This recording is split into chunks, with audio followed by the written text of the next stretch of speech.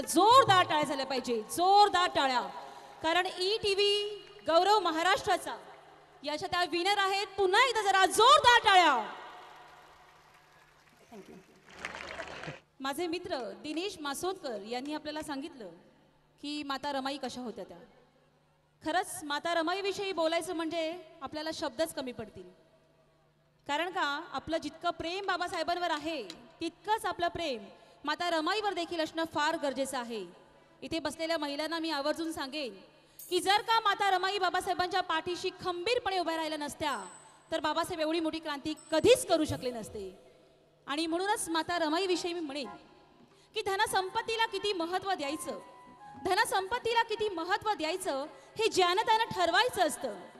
धनसंपत्तीला किती महत्त्व द्यायचं हे ज्यानं त्यानं ठरवायचं असतं. हे जर का माझ्या रमाईनं वेळीच ओळखलं नसतं तर भारताला संविधान मिळालं नसतं, तर भारताला संविधान मिळालं नसतं.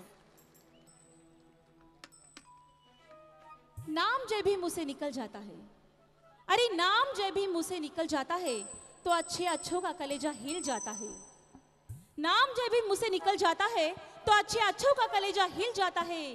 अरे नाम भीमराज का सुनकर दुश्मन भी थर्राता है. तो मौम क्या चीज है, यहाँ पत्थर भी पिघल जाता है, यहाँ पत्थर भी पिघल जाता है. जिस देश में हम रहते हैं, अरे जिस देश में हम रहते हैं